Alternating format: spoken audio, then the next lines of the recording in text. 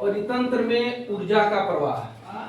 आज हम एक बहुत महत्वपूर्ण टॉपिक पे चर्चा करेंगे, परितंत्र में ऊर्जा का प्रवाह। ये परितंत्र में ऊर्जा का प्रवाह ये बहुत ज्यादा कंपटीशन में भी पूछा जाता है कि परितंत्र में ऊर्जा का प्रवाह होता कैसे है, ऊर्जा कहाँ से आता है, और इसके बारे में आप जानेंगे। परितंत्र में ऊर्जा का प्रवाह, सबसे पहले आपको परितंत्र में हम बताए थे पिछली वीडियो में, आप देखेंगे कि परितंत्र का मतलब होता है जैविक प्लस अजैविक। जैविक और अजैविक का जो कोरिलेशन होता है, जो अंतर संबंध होता है, उसको हम कहते हैं परितंत्र। अब इस परितंत्र में ऊर्जा का प्रवाह होता कैसे है, तो इसको ऐसे समझेंगे। सबसे पहले है सूर्य।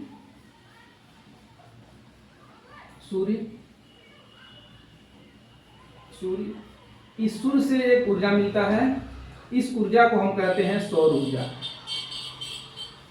इस सूर्य से एक ऊर्जा मिलता है जिसको हम कहते हैं सौर ऊर्जा। और यहाँ पर एक क्वेश्चन पूछा जाता है कि ऊर्जा का सबसे महत्वपूर्ण स्रोत क्या है। ऊर्जा का सबसे महत्वपूर्ण स्रोत क्या है, तो ऊर्जा का सबसे महत्वपूर्ण स्रोत होता है सूर्य। ये जो सौर ऊर्जा होता है, इस सौर ऊर्जा को सबसे पहले लेता है उत्पादक लेता है। इस उत्पादक में आते हैं हरे पेड़ पौधे।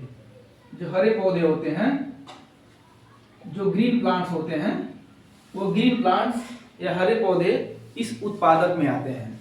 ये क्या करते हैं, इनके पास जो हरे पौधे होते हैं, इनके पास क्लोरोफिल होता है, जिसके कारण पत्तियों का रंग हरा होता है। यही क्लोरोफिल क्या करता है, सूर्य के प्रकाश को अपनी तरफ खींचता है, जिससे ये जो उत्पादक होते हैं ये भोजन बनाते हैं।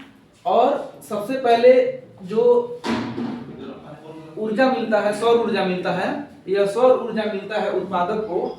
तो उत्पादक का काम क्या होता है, उत्पादक का काम होता है भोजन बनाना। यानी सबसे पहले ऊर्जा किसको मिला, उत्पादक को मिला। किसके रूप में मिला, सौर ऊर्जा के रूप में मिला। और सौर ऊर्जा का इस्तेमाल करके अपना भोजन बना लिए। कौन बना लिया, उत्पादक बना लिया। अब इस उत्पादक को भोजन के रूप में जो प्रयोग करेगा, वो करेगा प्राथमिक उपभोक्ता। जो भोजन के रूप में प्रयोग करेगा वो करेगा प्राथमिक उपभोक्ता। ये प्राथमिक उपभोक्ता होगा शाकाहारी। फिर इस प्राथमिक उपभोक्ता को भोजन के रूप में जो प्रयोग करेगा वो करेगा द्वितीयक उपभोक्ता। ये करेगा द्वितीयक उपभोक्ता, ये होगा मांसाहारी। द्वितीयक उपभोक्ता होगा मांसाहारी। और फिर द्वितीयक उपभोक्ता को भोजन के रूप में जो प्रयोग करेगा वो करेगा तृतीयक उपभोक्ता। ये करेगा तृतीयक उपभोक्ता। यानी अब भोजन किसके शरीर में चला जाएगा, द्वितीयक उपभोक्ता के शरीर में चला जाएगा। यहाँ पे हम देख रहे हैं कि जितने भी जीव हैं ये सब भोजन के रूप में जुड़े हुए हैं। ये जो सूर्य का प्रकाश सबसे पहले उत्पादक को मिला, तो सौर ऊर्जा किसके पास आया, उत्पादक के पास आया। अब भोजन कौन बनाएगा, उत्पादक बनाएगा। जब भोजन बनकर रेडी होगा तो इस भोजन को सबसे पहले कौन इस्तेमाल करेगा, प्राथमिक उपभोक्ता करेगा। यानी अब ऊर्जा का प्रवाह यहाँ से देखने के लिए मिलेगा, जब उत्पादक को प्राथमिक उपभोक्ता खाएगा तो ऊर्जा किसके शरीर में जाएगा, तो ऊर्जा जो जाएगा वह प्राथमिक उपभोक्ता के शरीर में जाएगा। प्राथमिक उपभोक्ता को जब द्वितीयक उपभोक्ता खाएगा तो फिर ऊर्जा जो जाएगा वो द्वितीयक उपभोक्ता के शरीर में जाएगा।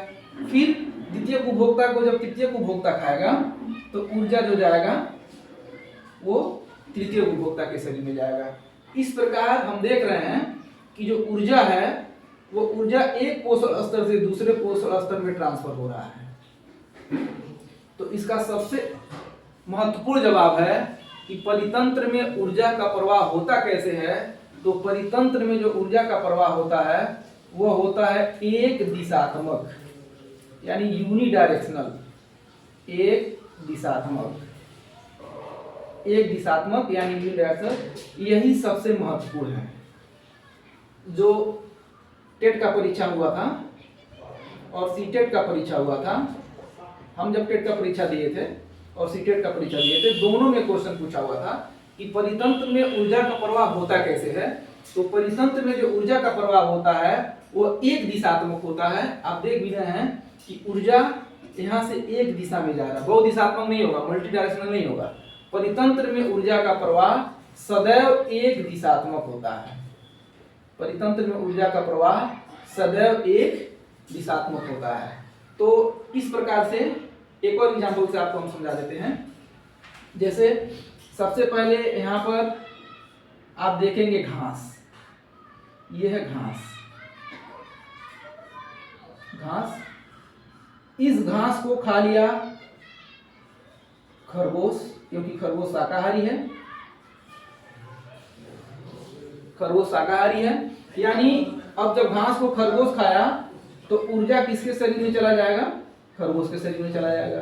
फिर खरगोश को खा लिया भेड़िया ने, खरगोश को खा लिया भेड़िया ने, तो जब खरगोश को भेड़िया खाया तो ऊर्जा किसके शरीर में चला गया? भेड़िया के शरीर में चला गया। फिर ये जो भेड़िया है, इस भेड़िया को शेर ने खा लिया तो ऊर्जा किसके शरीर में चला गया? ऊर्जा चला गया शेर के शरीर में। इस प्रकार अच्छा, और घास को ऊर्जा कहाँ से मिला? घास को ऊर्जा सूर्य दे दिया, सूर्य के प्रकाश से मिल गया, यानी सौर ऊर्जा मिल गया।